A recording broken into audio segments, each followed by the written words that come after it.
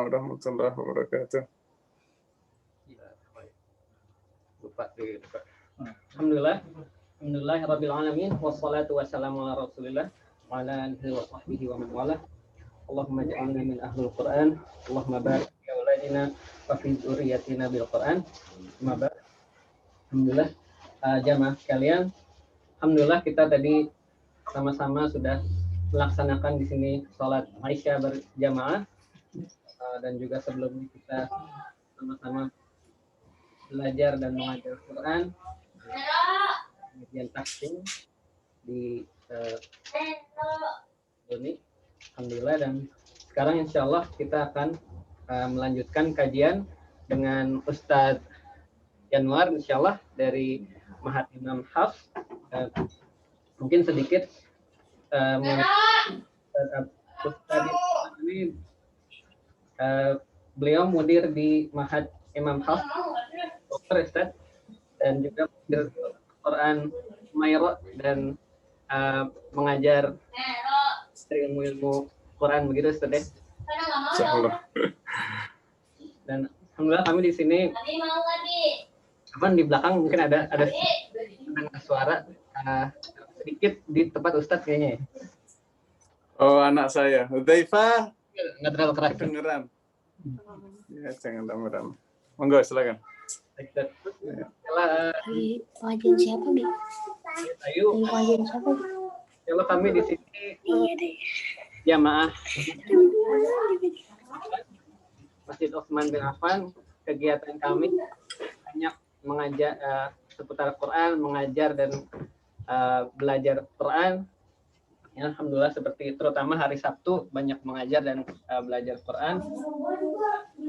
Banyaknya seputar tajwid gitu, banyaknya seputar Masya Allah. tajwid ya. Kalau Rosem mungkin kita belum pernah gitu. Mungkin belum pernah kalau Rosem misalnya kok kadang kita pakai mushaf, ada yang dari Indonesia, ada yang dari sini. Oh yang itu adanya yang ini nggak ada gitu ya, atau yang ada alif yang ini nggak ada gitu, atau gitu. Jadi apa ikhtilaf bainal tulab. Mungkin mudah-mudahan hari ini dari Ustadz bisa memberikan wawasan sedikit kepada kami mengenai rasem gitu ya, seperti apa, sehingga kemudian itu juga jadi membuat kami cinta dengan Quran. Amin. Ilmu Al-Quran. Mungkin itu saja dari kami untuk mengefisienkan waktu. Silakan tafadhol Ustaz kalau mau ada materi yang di-share. Boleh, baik. Baik, bismillah. Alhamdulillah alladzi habbaba ilaina al-iman wa zayyana wa karraha ilaina al-kufra wal fusuqa wal isyan wa ja'alana minal rasyidin. Asyhadu an la ilaha illallah wahdahu la syarika lah wa asyhadu anna Muhammadan abduhu wa rasuluhu habibuhu wa khaliluhu al-hadi ila tariqil jannah. Allahumma salli wa sallim wa barik ala nabiyil karim wa ala alihi wa sahbihi wa man ihtada bi hadihi istana bi sunnatihi ila yaumil liqa'i rabbi amma ba'du. Segala puji milik Allah tabaraka wa taala. Salawat dan salam untuk Nabi kita Muhammad sallallahu alaihi wasallam, keluarga beliau, sahabat beliau, serta siapapun yang meniti jalan beliau memperjuangkan Quran sampai akhir zaman di segala pelosok penjuru dunia, dan mudah-mudahan kita semua dijadikan ahlul Quran insyaallah taala. Kemarin kami diminta untuk menyampaikan judulnya pengenalan ilmu Rasm Utsmani ya. Ini catatan putihnya ya. Teman-teman di Masjid Utsman bin Affan ya, New Zealand. Alhamdulillah, walaupun jarak kita cukup lumayan, tapi hati kita insya Allah nyambung gitu ya, karena kita bersama-sama ingin menjadi pejuang Quran insya Allah taala. Tapi kalau di sini jam baru 14.30, di sana udah pada Isya ya. Insya Allah. Kita judulnya di sini pengenalan ilmu Rasm Utsmani. Jadi kami punya majelis itu 30 hari full membahas Rasm Utsmani, itu pun belum bisa selesai. Dan untung judulnya hari ini pengenalan. Sehingga kita akan coba diskusi tentang apa itu Rasm Utsmani. Biasanya ya, Rasul Utsmani itu kan langsung masuk materi. Tapi kalau di kesempatan ini kita pengenalan ya. Kalau pengenalan berarti Rasul Utsmani kita kenalkan dulu supaya kita ada gambaran sedikit ya bagaimana tulisan sebelum zaman Nabi SAW, ketika zaman Nabi seperti apa, dan hari ini sudah bagaimana ya, karena perkembangannya cukup signifikan. Oke, nanti kita mungkin akan banyak bertanya jawab saja. Dan saya akan mencoba, ini slide-nya ada 134. Kita lompat-lompat aja ya, nanti materi lebih detailnya mudah-mudahan bisa di kesempatan lain. Jadi pertama, perkembangan tulisan Arab pra-Islam. Ya, jadi sebelum Islam itu sudah ada tulisan, wabil khusus tulisan Arab. Di antaranya perkembangannya seperti ini. Ini saling pengaruhi. Jadi tulisan itu kan ada Cina, ada India, ya, kemudian Eropa dengan alfabetnya hari ini ya, terus Arab ya, dengan hari ini kita menyaksikan Quran ditulis dengan berbahasa Arab. Ini punya sejarah, dan yang menyangkut atau yang melatar belakangi tulisan Arab itu adalah tulisan hieroglif, yaitu di Mesir.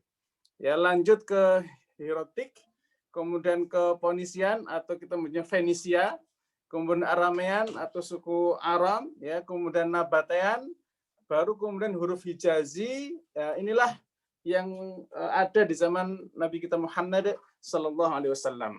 Baik, detailnya kapan-kapan ya, kita ringkas-ringkas saja. Ini contoh tulisan dari hieroglif, ya, kemudian hieratik seperti ini, kemudian tulisan Ponikian kayak gini, ya.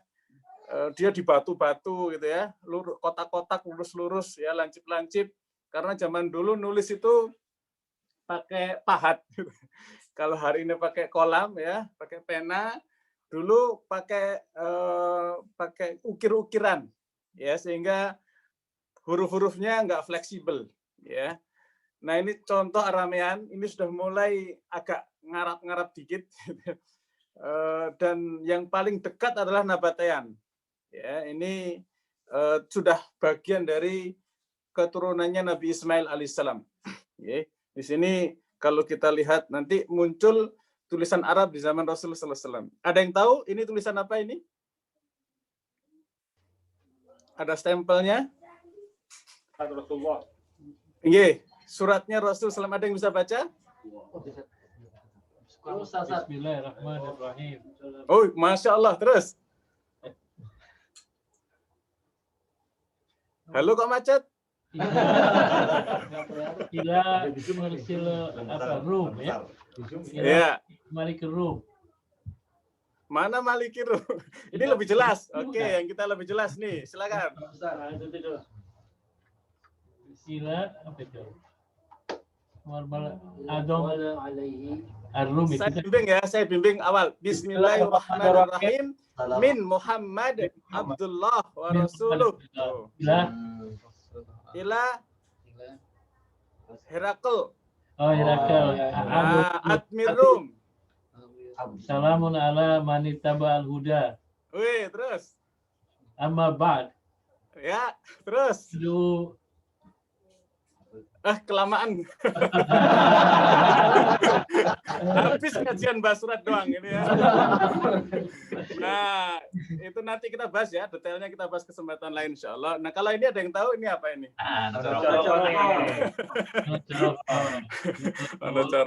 Kalau ini coba ada yang bisa baca? Siapa yang pergi bukan setiap yang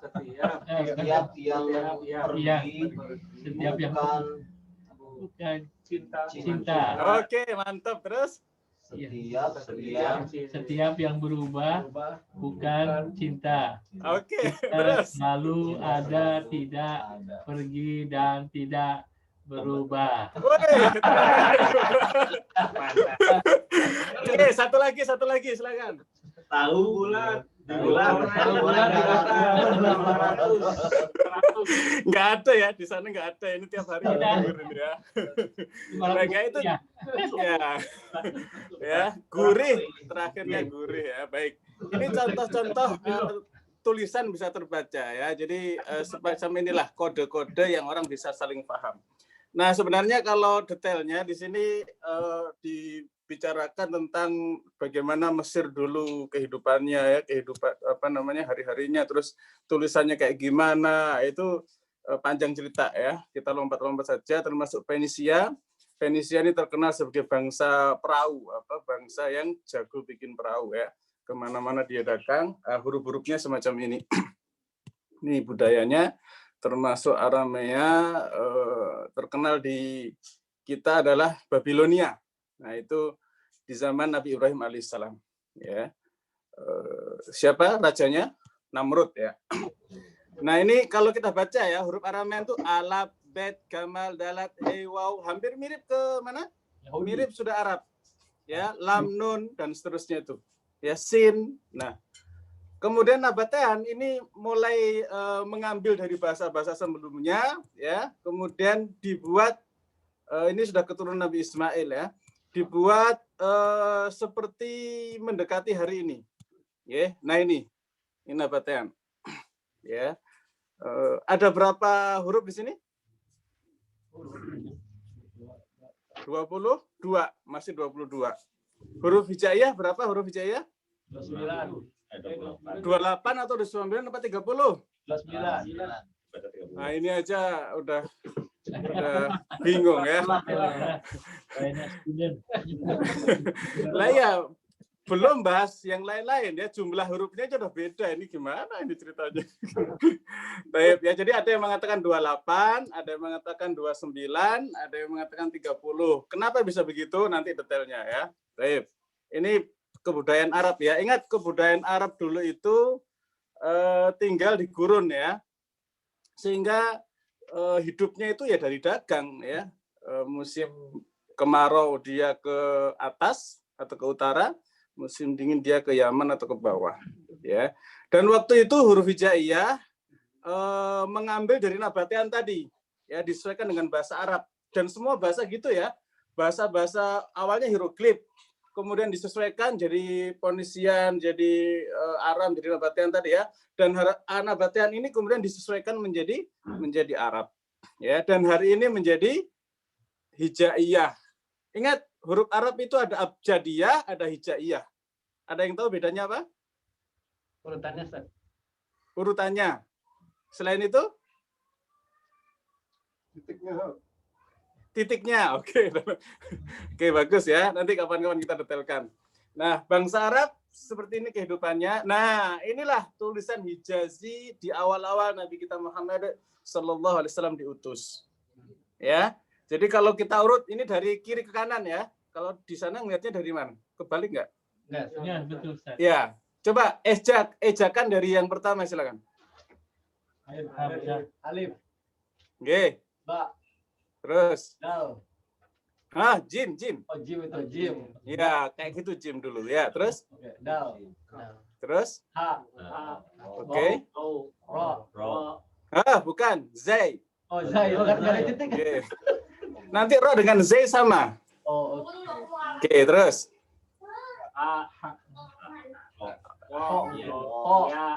Ya, kelamaan ya. Kalau mau nyingkat gini, abjad hawaz huti kalamun safas korosat takhol bodok. Itu cara mengeja lebih simpel. Ya, dan inilah contoh dari surat Nabi kita Muhammad Sallallahu Alaihi Wasallam. Baik. Nah, ini dulu ya, tulisan Arab itu tegak lurus ya. Beloknya nggak banyak. Kenapa? Karena waktu itu yang paling gampang itu ya bikin garis lurus. Ya, dan waktu itu alat menulisnya itu pisau. Hari ini kan kita pena ya, dulu tuh pisau, bayangkan ya, paku, ya, pahat, itu alatnya. Ya, di mana menulisnya? Di batu ya, diukir. Kadang di pelepah kurma, itu mending pakai pisau bisa. Ya, di kulit binatang ya. Ini sudah mulai pakai warna. Ya, kulit binatang itu pakai warna, sudah hebat ya. Kalau ada orang punya kulit binatang bertuliskan sesuatu, berarti di situ udah level tinggi itu. Ya, makanya salah satu mushaf hebatnya dari informasi dari guru kami ya, Kiai Hasan Saleh Muhammad, beliau cerita Utsman bin Affan radhiyallahu anhu itu mushafnya dari kulit rusa. Ya, jadi nggak sembarang kulit. Mushaf Qur'annya dari kulit rusa. Ya. dan itu suatu karena kaya luar biasa ya Utsman bin Affan radhiyallahu anhu. Dan waktu itu tulisan Arab belum ada titik dan harokat, bersih, gundul, ya gundul pacul. Baik. Nah aslinya kayak gini, ya dulu di zaman Nabi SAW itu ya abjad itu angka, ya alif itu 1, ba, jim, dal itu 2, 3, 4. Makanya kalau kita kan A, B, C, D gitu kan, A, B, C, D, F, G gitu kan, sebenarnya nggak jauh-jauh dari sini, ya dari abjad, hawas, huti, kalam, boleh kalamun, boleh kalaman, ya sa'fas, qarasat, fakhat, boleh fakhid, dan bobok. Nah ini dan semua menunjukkan angka. Ya kalau misalnya kalimat Allah itu kandungan angkanya berapa? Ada yang tahu? Alif 1, lam 30. 1 tambah 30, 31. Lamnya berapa? 2, 60, 61. Terus H? 65. H berapa H? 5, berarti 66. Jadi lafaz Allah bernilai angkanya 66.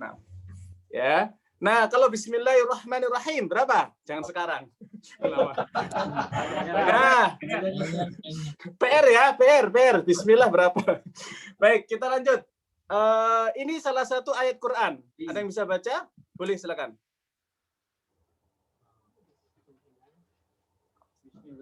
Halo, ada orang? Bismillahirrahmanirrahim yang bawah Ustaz tuh. Oh, yang bawah, bagus. Terus? Alif lam mim. Oke, alif lam mim. Mana alif lam mim? Oh iya, bagus. Nah, terus? Qayyum. Nah, La ta'khudhuhu sinatun. Itu siapa ya? itu mah ayat kursi. Baik, yang atas ya, yang atas itu bacanya gini, ya. Nanti setelah ini pasti semua hafal, semua akan bisa baca. Ya. Yang pertama adalah min qablina. Oke. Terus?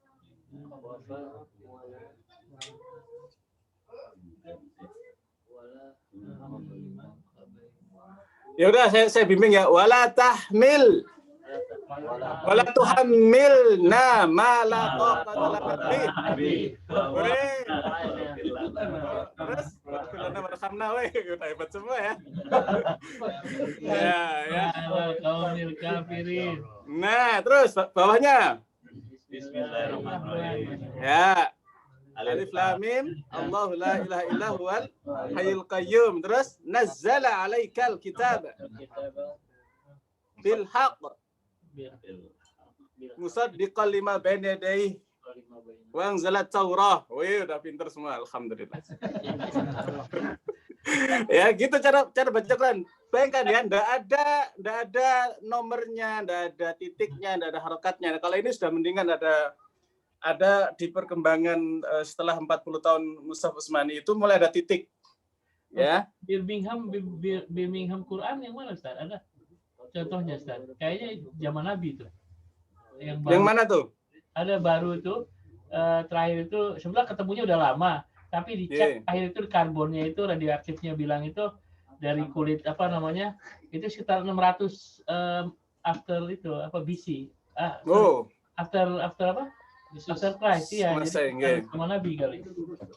Kalau 600-an mungkin. Nah, baru. Ya. Tinggal dicek ada harokatnya enggak. Kalau ada harokatnya, enggak ada titiknya, kemungkinan. Lebihnya. Ya, berarti mungkin. Ya. Baik. Jadi mushaf itu kalau kata Dr. Kiai Ahmad Fatoni, beliau sampaikan bisa jadi aslinya sudah enggak ada. Tapi cara menulisnya, cara mengkodifikasi supaya bisa ditulis lagi dari Al-Fatihah sampai An-Nas itu masih ada ilmunya. Ya, dan yang ditangkap oleh para ulama Rasul itu adalah ilmu cara menyusun Al-Qur'an dari Al-Fatihah sampai An-Nas. Itu jangan khawatir, walaupun aslinya nggak ada pun para ulama bisa kok membuat yang semisal karena ilmunya sudah ada. Ya, jadi kalau menemukan kita malah bisa ngecek ya, dan sumber dalam kami mempelajari ilmu Rasul itu salah satunya ada mushaf di Riyadh, ada mushaf di Kairo, ada lagi di perpustakaan Paris itu juga ada, ya di Yaman juga ada, kemudian di beberapa tempat yang lain, ya yang hampir bisa dikatakan lengkap, ya 30 juz di sebagian mushaf tersebut. Itu mushaf dianggap paling tua. Ya, kalau di yang kemarin ketemu bisa jadi itu salah satu bagian dari mushaf tersebut.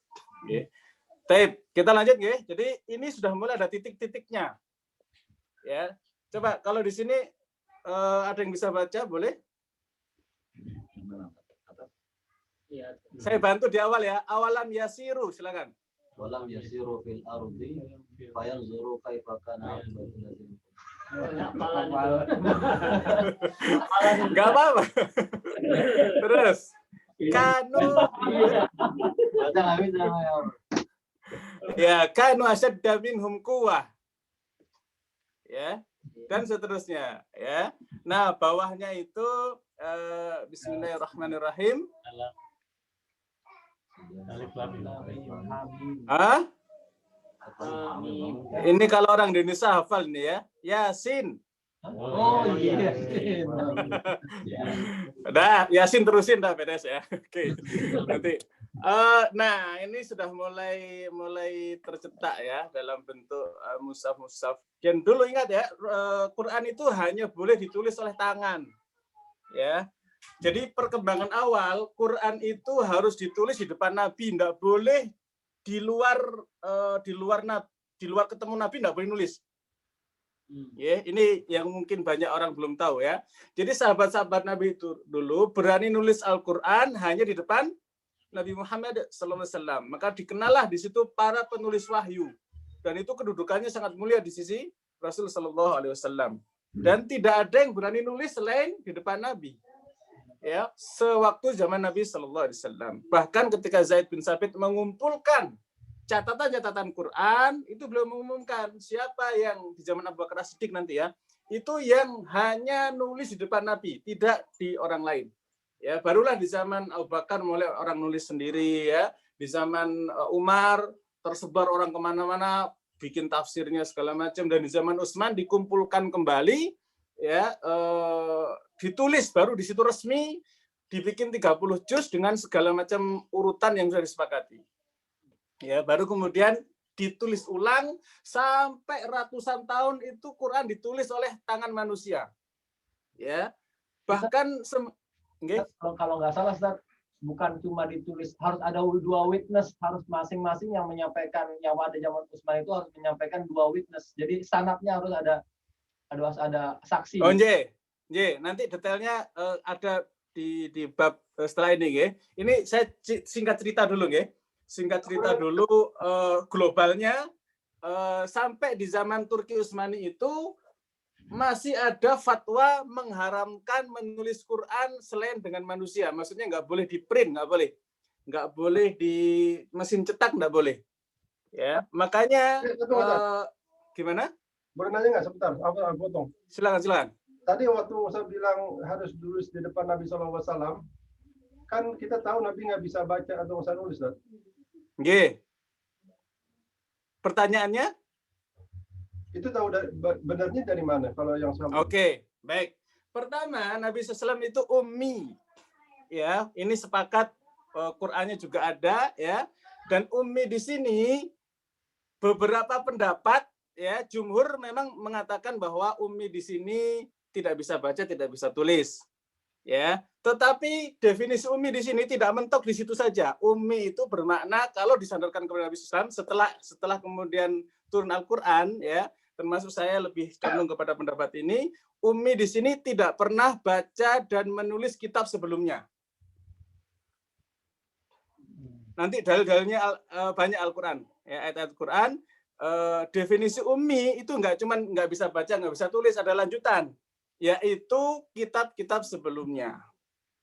Makanya Rasulullah itu untuk orang Quraisy, ya, untuk orang Arab yang budayanya ummi, ya, budayanya nggak banyak baca, nggak bisa nulis, Nah, kemudian ketika turun Iqra bismi rabbikal ladzi khalaq, ya, di situ mulai ada tarbiyah, mulai ada perintah untuk baca, perintah untuk nulis. Nabi SAW itu bahkan menjadikan tulis menulis itu bagian dari pertukaran tawanan. Jadi kalau ada tawanan yang masuk ke kaum muslimin, ya kan? Kemudian beliau diapakan? Dikasih kesempatan, Anda boleh bebas kalau Anda bisa ngajarin menulis kaum muslimin. Ya, di situ proses Nabi SAW itu mengajarkan umat untuk menulis. Terus bagaimana pendapat yang umi nggak bisa baca, nggak bisa tulis? Awalnya memang begitu, demikian.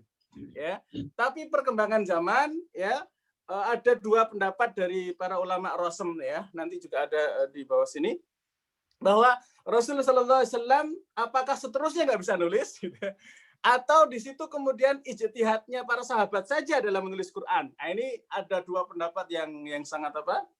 Yang sangat kenceng, ya. Ada yang mengatakan itu budaya, ya. Jadi menulis itu budaya manusia sehingga itu disebut sebagai ijtihadnya sahabat di dalam menulis Quran, ya. Tapi nanti akan saya buktikan bahwasannya ijtihad sahabat enggak sebegitunya. Artinya ada mungkin mayoritas ijtihad, ya, tulisan sahabat itu ya nulis bisa dengan keilmuan mereka.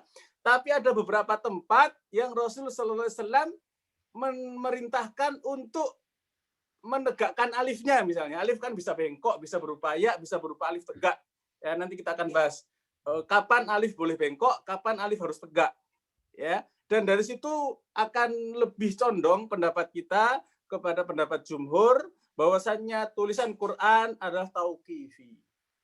Ya, kalau kata Pak Kiai Fatoni, iya, awalnya memang sahabat yang nulis, kemudian distorkan lagi ke Nabi. Bagaimana Nabi bisa tahu? Nabi dapat bimbingan wahyu untuk mengatakan iya dan tidak terhadap tulisan tersebut. Ya, bahkan Nabi SAW sempat memberikan koreksi. Ini alifnya harus tegak, ini alifnya biarin bengkok. Sementara gitu, nggih? Ya, sementara ya, kepanjangan. Oh, taib, ya, lanjut. Nah, ini perkembangan Al-Quran Tiduris zaman-zaman kemarin, ya. Waktu apa?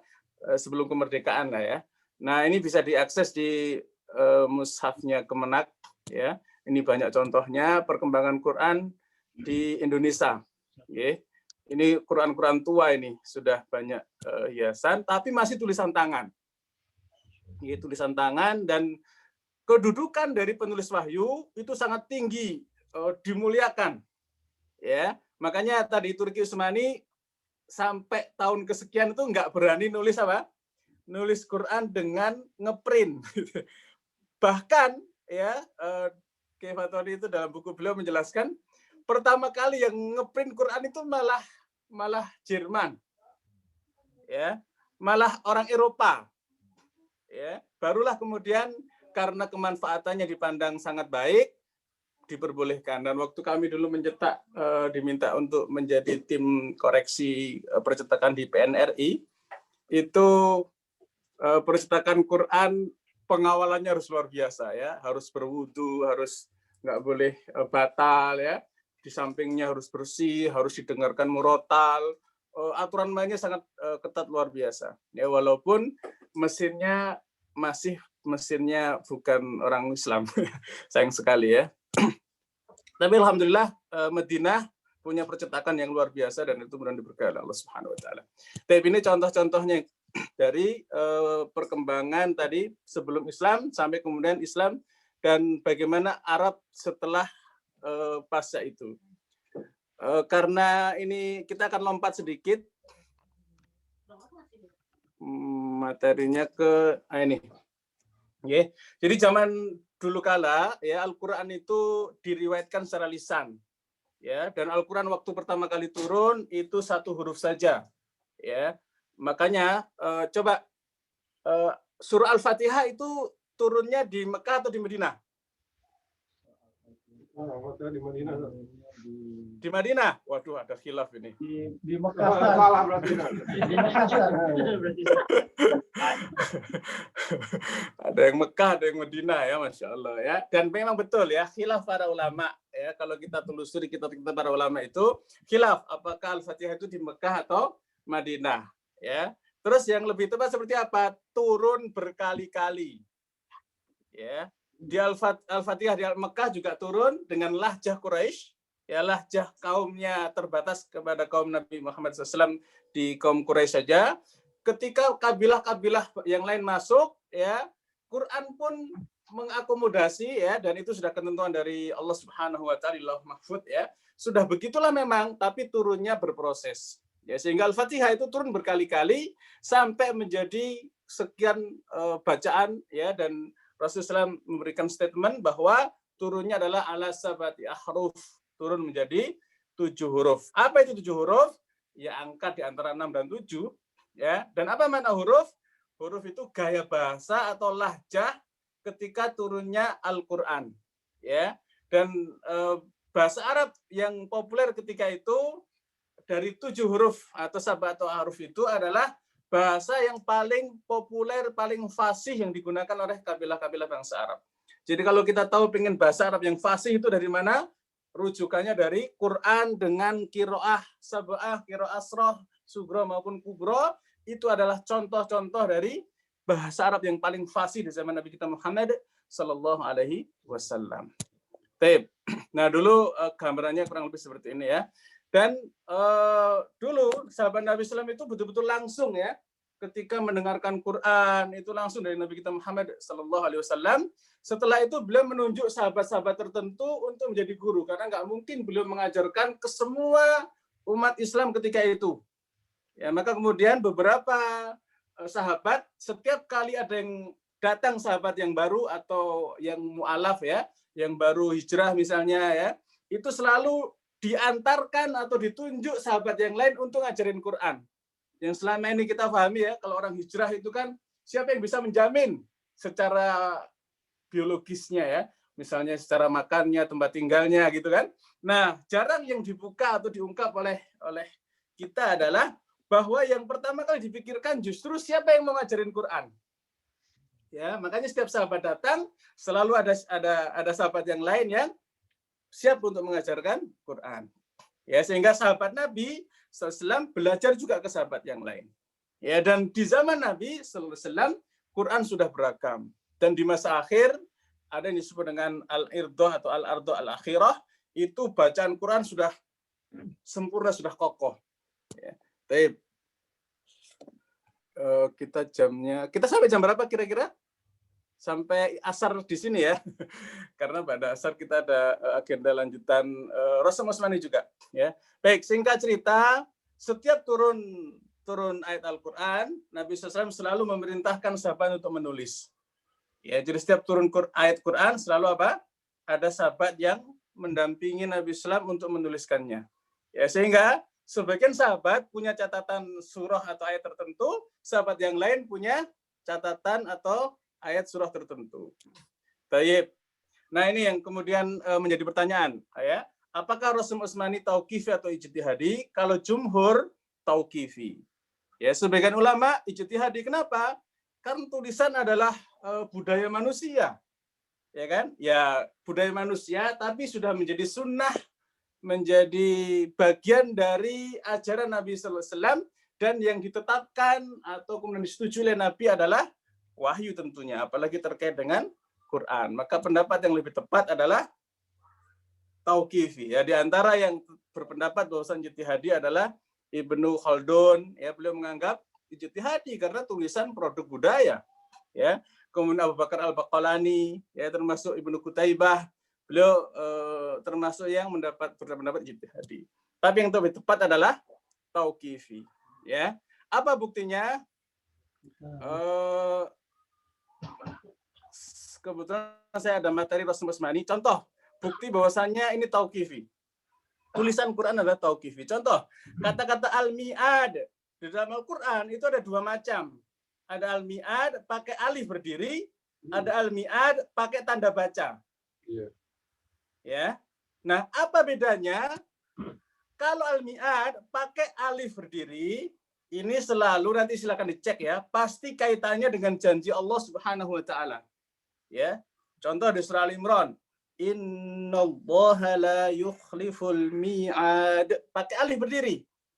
Ya, maksudnya apa? Janji Allah Subhanahu wa taala pasti tegak.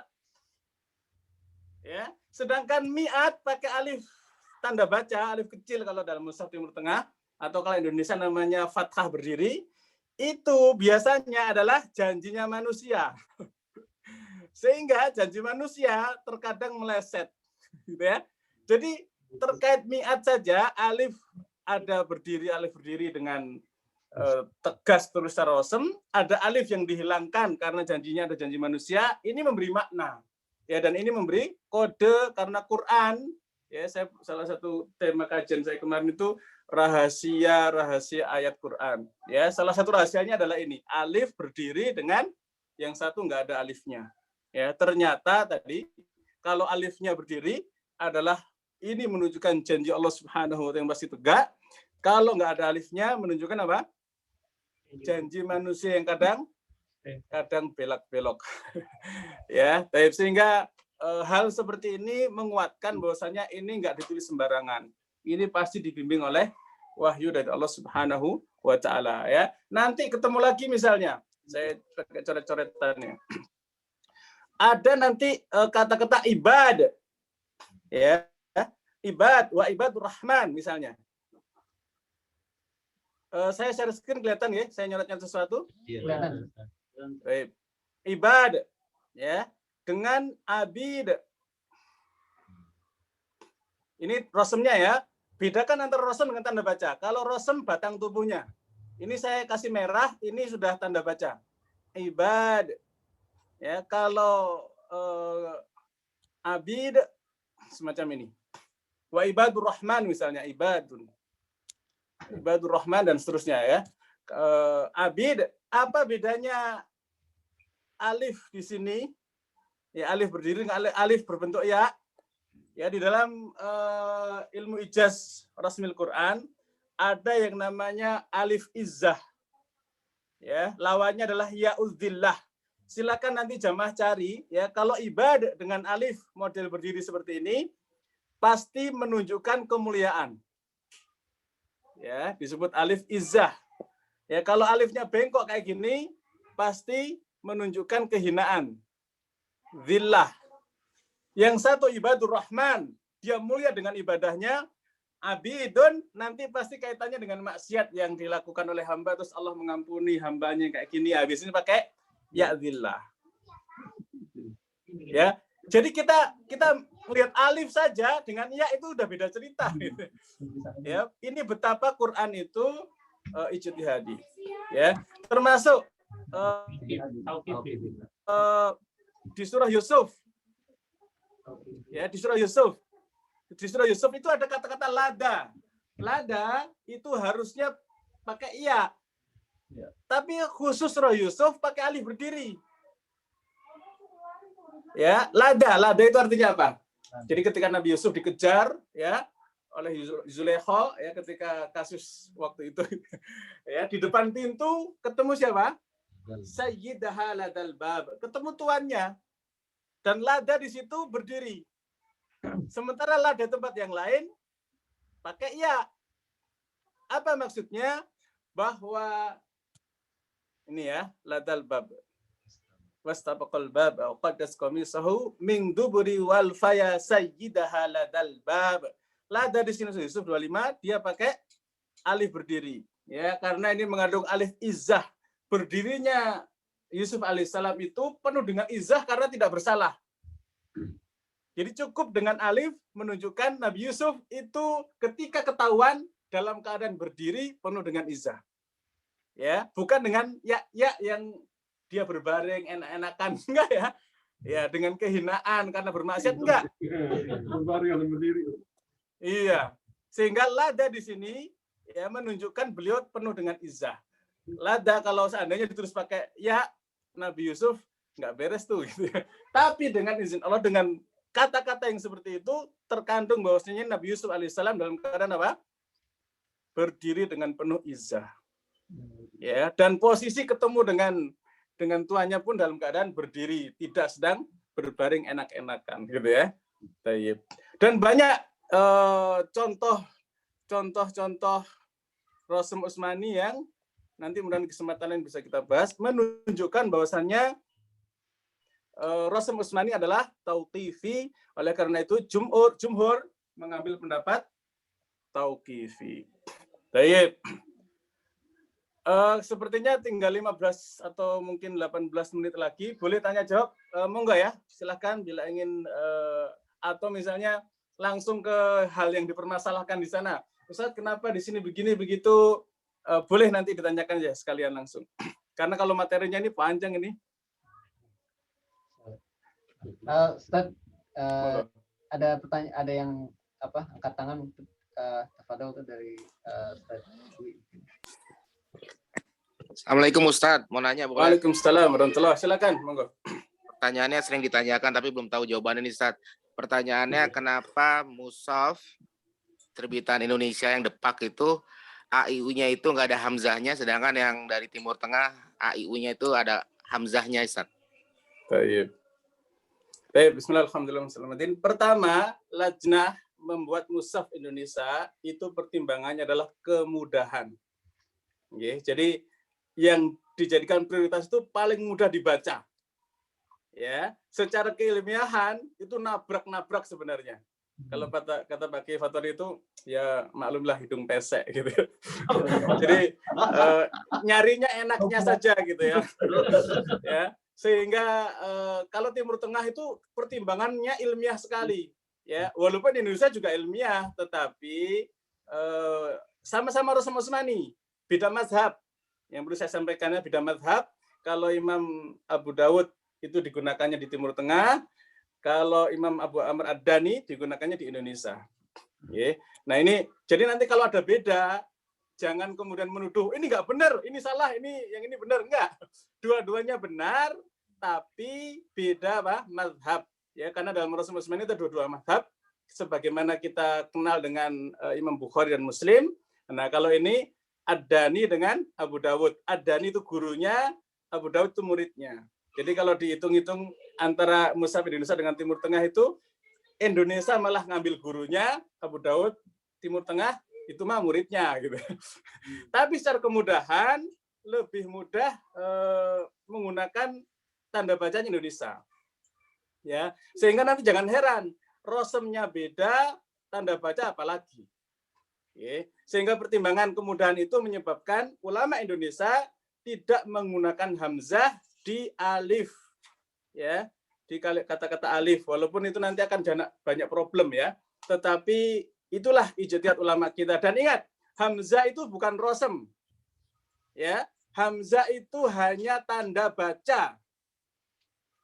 Di zaman Nabi tidak ada tuh huruf hamzah, ya, karena hamzah itu huruf yang ada bacaannya, ada bunyinya, tapi nggak ada tulisannya. Ya, di zaman Nabi SAW, hamzah itu ada bunyinya, tapi nggak ada tulisannya. Itulah kenapa muncul pendapat huruf hijaiyah itu ada yang 28, gara-gara membahas masalah apa? Hamzah. Ya, beda dalam masalah hamzah. Kenapa 29? Karena hamzahnya ditulis.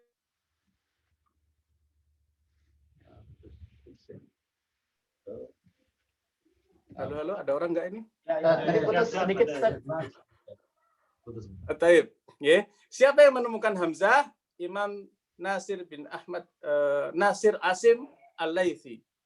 Ya, Khalil bin Ahmad Al-Farahidi. Ya, Khalil bin Ahmad Al-Farahidi, beliaulah yang menemukan hamzah. Ya, sedangkan yang menyusun huruf-huruf Arab menjadi alif, ba, ta, tha, jim, kha, kha, yang menjadi huruf hijaiyah itu adalah Imam Nasir bin Asim Al-Laythi, ya, murid dari Abu Ad-Du'ali, ya, murid dari Imam Ad-Du'ali. Taib, ya. Sehingga kalau ditanyakan kenapa Indonesia tidak ada hamzahnya di dalam alif di awal-awal kata, untuk memudahkan kaum muslimin baca, ya, biar nggak ribet, ya, walaupun secara kaidah penulisan ini ada apa ya, ada hal yang dilanggar gitu ya. Tetapi beda konsep keilmuan.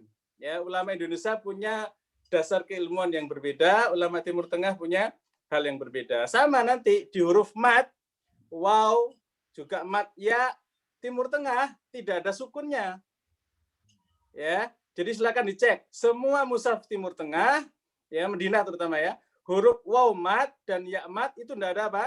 Enggak ada sukunnya. Indonesia ada sukunnya. Ya, itu pernah salah seorang penceramah ya dari luar negeri itu menyalahkan mushaf Indonesia. Ini mushaf Indonesia nggak benar. Ya, kenapa? Karena tidak sesuai dengan kaidah ilmiah.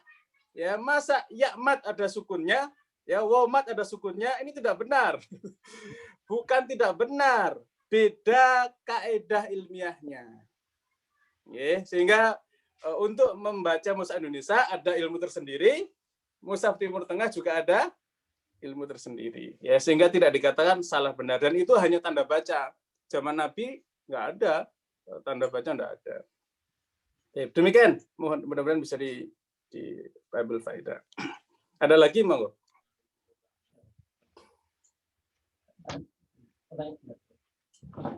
Ustaz, mau tanya sedikit. Tadi masalah penulisan kan ada ibaratnya ada petunjuk lah melalui wahyu bahwa ini tuh pakai alif tegak atau yang enggak gitu kan. Nah, seandainya kita menulis ayat, kemudian kita salah menulis yang harus tegak, kita tulis dengan tidak tegak atau sebaliknya, apakah itu menjadikan dosa dalam penulisan yang salah? Kita menuliskan kan bisa imla gitu, imla kan? Nah, biasanya kalau mau ambil hafalan Quran, itu ustadznya bilang, oke, kamu tuliskan dulu ayat yang mau baca gitu kan? Nah, itu kita tuliskan, kemudian kalau ada yang salah begitu, itu apakah itu termasuk dosa atau gimana? Kalau misalnya kita ya nggak tahu lah kan, belum tahu. Baik, jawaban singkatnya kalau nggak tahu ya gimana, orang nggak tahu. Kasih tahu sama gurunya. Berarti termasuk dosa. Nggak tahu dimaafkan. Tapi begini ya, hubungannya nanti pertanyaannya mungkin agak diperluas menjadi begini. Apa hukum menggunakan rasm imla'i di dalam menulis Quran? Ya. Apakah wajib menggunakan rasm Utsmani? Bolehkah menggunakan rasm imla'i saja? Ya. Kalau Kiai Ahmad Fatoni, beliau jawabnya gini ya. Kalau jumhur melarang Al-Quran ditulis menggunakan rasm imla'i. Ya. Al-Quran hanya boleh ditulis dengan rasm Utsmani karena itu dari zaman Nabi begitu tulisannya, nggak boleh berubah hari ini, dan kalaupun berubah ketahuan kok. Ya, berdiri apa tegak apa itu apa tidur alifnya itu ketahuan kok, ada ilmunya kok. Ya, ulama-ulama kita itu masya Allah ya luar biasa kok, sehingga nggak akan, jangankan terhilangkan, keliru saja akan ketahuan ya. Insya Allah. Kemarin ada yang share ke saya. Terbitan Indonesia ada salah satu huruf ya, itu langsung ketahuan, dan kita ketemu dengan penerbitnya apa yang mencetak tersebut ya, dan itu diakui sebagai kesalahan. Oke. Nah, kalau Kiai Fatoni pertanyaan seperti itu beliau jawabnya gini, kalau untuk yang ahli ilmu ya, untuk ulama ya, untuk tokoh itu sudah wajib dengan rasm Utsmani. Tapi kalau untuk orang awam yang memang nggak ngerti apa-apa, terpaksalah nggak apa-apa pakai rasm imla'i. Ya, bahkan Pak Kiai Fatoni itu sewaktu menghafal Quran, beliau pakainya mushaf Bahriyah. Mushaf Bahriyah itu terbitan angkatan lautnya Turki Utsmani. Itu menggunakan rasm imla'i. Karena ilmu rasm Utsmani nggak banyak ulamanya ya.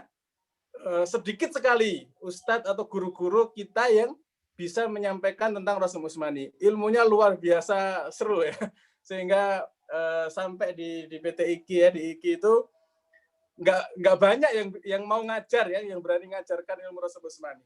Ya, sehingga ini ilmu harus dijaga, harus dilestarikan, dan kalau bisa masyarakat kita berbondong-bondong untuk bisa mendalami ilmu ini insya Allah taala. Baik, begitu nggih? Kurang lebihnya mohon maaf. Ada lagi? Mas Dwi silakan. Oh, udah. Udah tadi Ustaz. Oh sudah. Oh nggih. Tangannya baru kelihatan. Mau nanya lagi mungkin Dwi. Mau nanya lagi boleh, Ustaz? Boleh, karena ini sudah azan di tempat kami ya. Yes. Silakan. Boleh kan, Ustaz? Ya, monggo, mengenai ini Ustaz, kemarin pertanyaan dari minggu lalu mengenai wawu jamaah Ustaz. Nggih. Itu kan biasanya ada wawu, ada alif. Di alifnya suka dikasih tanda apa namanya? Sifar mustadir. Nah, itu katanya nggak ada kata sifar juga kita nggak akan beda bacanya begitu. Ada yang bilang begitu. Jadi guna sifar itu buat apa gitu, Ustaz? Ya. Betul, Masya Allah ya. Ini pertanyaan luar biasa ya. Saya dulu pernah nanya gitu juga ke Pak Kiai ya. Ingat ya, Quran itu pahalanya itu ada yang tahu? Seperti apa perhitungan pahala baca Al-Quran? 1 huruf nilainya 10 kebaikan ya. 1 huruf aslinya 1 hasanah ya. Wal hasanatu bi asyri amsal ya. 1 kebaikan dihargai minimal 10 oleh Allah Subhanahu wa taala ya. Jadi, kalaupun ada huruf yang ada tulisannya terus tidak dibaca, pahalanya dapat nggak? Dapat. Ya dapat lah. Ya, sehingga jangan sampai kita mengatakan ini apa gunanya dikasih sifar ini. Pertama adalah pahala. Ya, pastikan itu bagian dari bacaan kita sehingga itu berpahala di sisi Allah Subhanahu wa taala. Ya. Nah, gunanya yang lain apa? Nanti di dalam Rasul Usmani itu ada ilmu hadzf alif, ada ilmu ziyadah alif. Ya, mana yang alif perlu ditambahkan, mana alif yang harus dihilangkan. Ya, dan itu disiplin keilmuan untuk menegaskan ini Rasul Usmani. Ya, bahwasanya ini wahyu Quran itu nulisnya harus begini. Ya, sehingga ini salah satu kode bahwa Quran ini ditulis dengan apa? Rasul Usmani. Ya, sehingga fungsi dari alif yang hilang atau alif yang nampak walaupun tidak dibaca itu adalah penanda bagian dari ayat Allah Subhanahu wa taala, dan nanti akan ditemui juga rahasia Rasul Usmani atau disebut dengan ijaz rasmil Quran. Ya, seperti yang tadi kita terangkan tadi, itu bagian dari apa sih fungsi-fungsi dari alif yang nggak dibaca gitu ya. Alif yang lurus dan yang bengkok, nanti kemudian misalnya Fir'aun ketika manggil ya ayuhas sahir, namanya ayuha kan ada alifnya, itu nggak ada alifnya. Di situ menunjukkan Fir'aun sedang jatuh izahnya ya kayak gitu. Sehingga nanti banyak hal yang bisa kita baca di sana, tapi kalau bab ilmu Rasul Usmani itu membahas tentang eksistensi daripada huruf-hurufnya.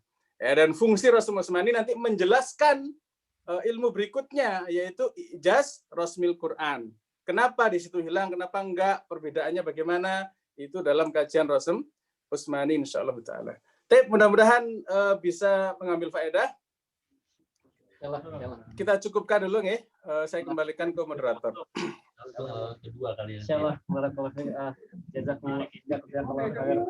Ustaz, sangat menarik sekali ilmu Rasul Usmani ini, bahkan dari 30 pertemuan mungkin belum selesai ya. Mudah-mudahan di sini ada yang minat, insyaallah itu kajian Rasul Usmani.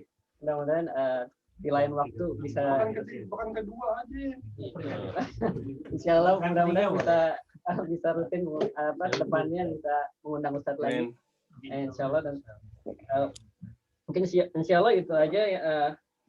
Sepertinya Ustaz juga sedang siap-siap salat asar ya. Salat asar. Insyaallah sekali lagi terima kasih, jazakallah khair, barakallahu fiik atas waktunya Ustaz. Insyaallah pengajian ini kita sama-sama tutup dengan doa kafaratul majelis. Subhanallahumma wa bihamdika asyhadu an la ilaha illa anta astaghfiruka wa atubu ilaik. Jazakallah khair Ustaz. Saya mohon izin duluan ya. Iya. Baik, assalamualaikum warahmatullahi wabarakatuh. Waalaikumsalam. Nah,